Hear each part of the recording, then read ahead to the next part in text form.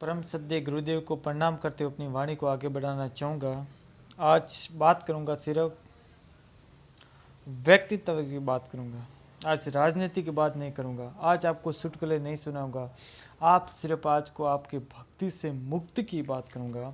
आज जो भजनों के अंदर कहा गया, जो गीतों के अंदर कहा गया, जो गीता के अंदर कहा गया, उसके बारे में आपसे बात करूँगा। मैं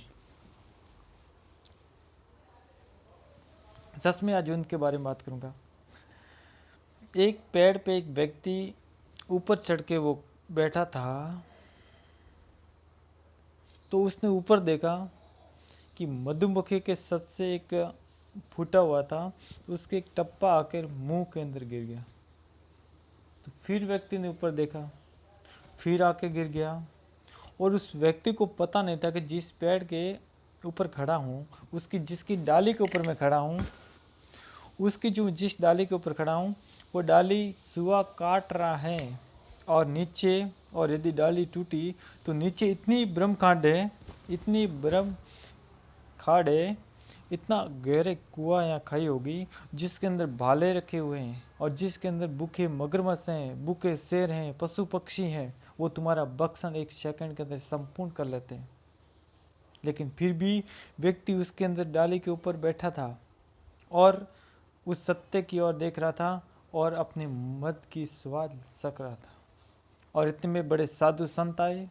उन्होंने कहा, हे प्राणी, हे मानव, हे मनुष्य, तू जिस डाली के ऊपर खड़ा है, तू एक बार मेरी तरफ से देख यार, तू नीचे देख। तेरे जो जिस डाली के ऊपर खड़ा है, उस डाली को आज सुआ काट रहा है, और नीचे ब्रह्म खांड है। उसके अंदर तुम्हें एक सेकंड के अंदर जो पशु पक्षी भक्षण कर लेंगे तेरे, ये भूखे खड़े हैं कई सालों से। लेकिन फिर भी वो व्यक्ति उन संत की ओर ध्यान नहीं दे रहा था। वो सिर्फ स्वाद ले रहा था मधुमक्खी। ऊपर की ओर झाँका होता। एक बार वो संत को हाथ से इशारा कर, हे संत, हे परमात्मा, हे परम पितेश्वर, आप रुके, एक बार थोड़ा और एक बूंद मुंह के अंदर स्वाद की आने दो, मधुमक्खी सत्य के आने दो, मैं उसका स्वाद सकना चाहता हूँ। और संत उनको बोले, एक तरफ मेरी तरफ एक बार तो देख पागल मानव, मैं तुम्हारा कल्याण कर दूंगा, तू नीचे देख, और तेरे पीछे जो डाली है उसके ऊपर देख, कितनी ब्रह्मखांड है, मुझे बताइए। ये मानव जीवन है। इसके अंदर हम जन्म से लेकर आज तक हमारा एक दिन, 2 दिन ऐसे कम होते जा रहे हैं।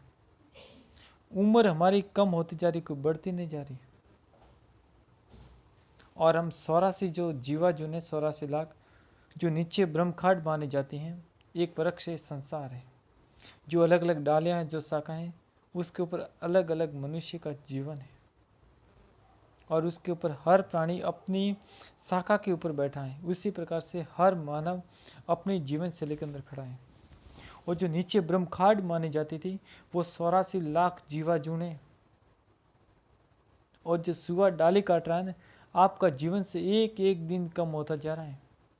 आप धर्म करो, पुण्य करो, पाप करो, 24 घंटों के अंदर आपका दिन खत्म हो जाएगा, कोई रोक नहीं सकता।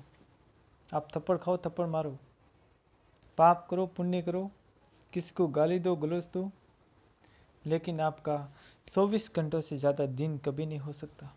आपको अच्छे काम और बुरे काम करने की ये ज़िंदगी मिलती है 60 साल तक, 60 साल या 74 साल तक।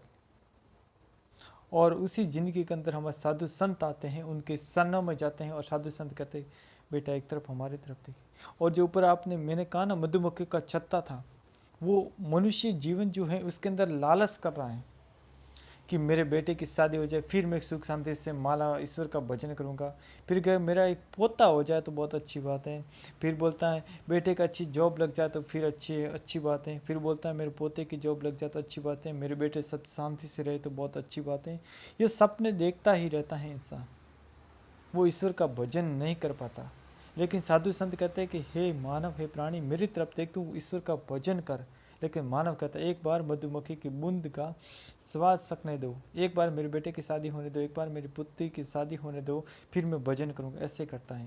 और जो सुआ डाली काट रहा है, एक एक दिन कम होता जा रहा है। नीचे ब्रह्मखांड पड़ी 84 लाख जीवा जुन भुगतने के बाद में आज हम मानव की श्रेष्ठ श्रेणी में आए। 84 लाख जीवा जुन के जो द्वार है, उसके मुक्ति पाने का जो द्वार है, मानव जीवन है। मानव जीवन से श्रेष्ठ कुछ भी नहीं हो सकता। भगवान के स्वरूप ही हमें इंसान को बनाया है, ईश्वर का रूप ही हमारे अंदर है।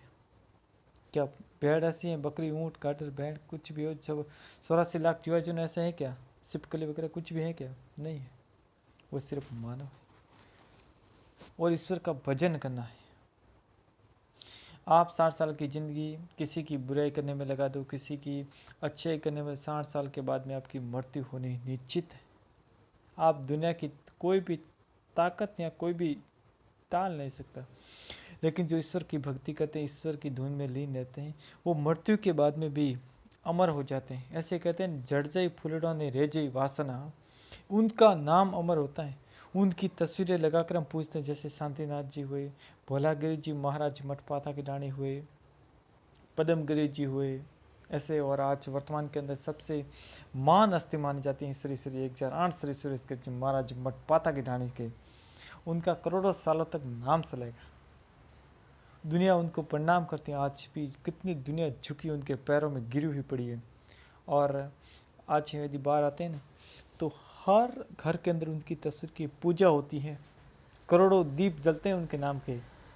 वो भी 60 साल ही जिएंगे और हम ही 60 साल जिएंगे, लेकिन हम किसी की बुराई करने में, किसी के अन्याय करने में, अधर्म करने में एक दिन जीवन को समाप्त करके ईश्वर के पास चले जाएंगे और हमारा कुछ इस सृष्टि पे नाम निशान नहीं रहेगा, लेकिन उनका करोड़ों सालों तक नाम बना रहेगा, उनकी लोग पूजा करेंगे। इसलिए हमेशा जीवन के अंदर 1 मिनट ही, लेकिन हमेशा अच्छे कर्म करो, ताकि तुम पुण्य के भागी बन सको।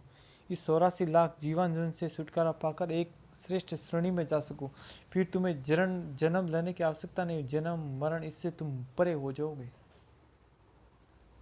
इन्हीं शब्दों के साथ मैं अपनी वाणी को विराम देना चाहता हूँ। अच्छे कर्म करो, कर्म ही पूजा है। जय हिंद, जय भारत। वीडियो लंबा हो रहा है, इसलिए मैं क्लिप करना चाहूँगा।